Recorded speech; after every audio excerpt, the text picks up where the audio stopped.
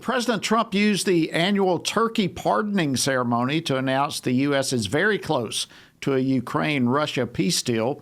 Ukraine supports the framework but says issues remain unresolved. Trump spoke after the U.S. Army Secretary Dan Driscoll met for hours with Russian officials in Abu Dhabi.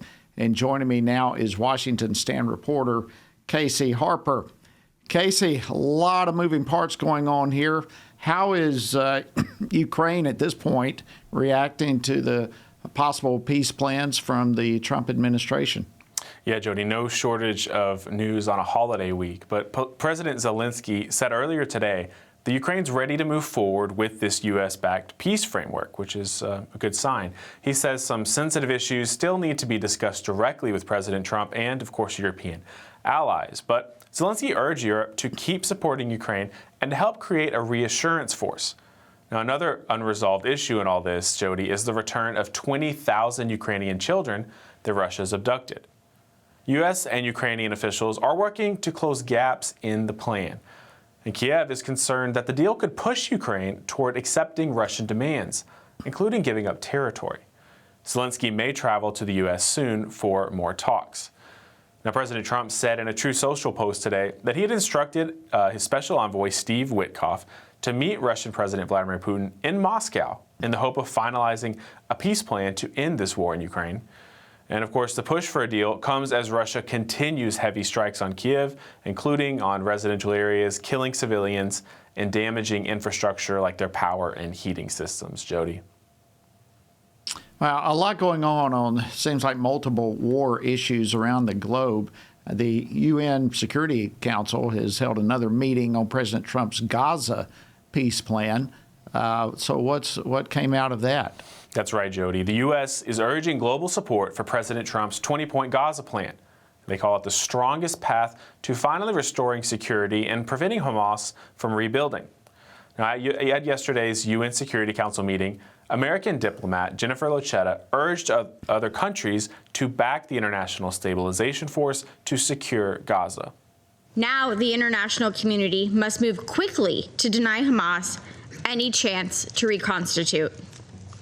I offer my gratitude on behalf of the United States to all of those offering to help the 20-point plan implement the 20-point plan in Gaza, including the International Stabilization Force. We invite member states ready to act through the Board of Peace to step up and pledge personnel, equipment, and funding for the ISF. Stability will require burden sharing, and your support will help make President Trump's vision for peace a reality. Meanwhile, Hamas terrorists continue to attack Israeli soldiers in Gaza and in Judea and Samaria, even under the fragile ceasefire. Hamas must be disarmed.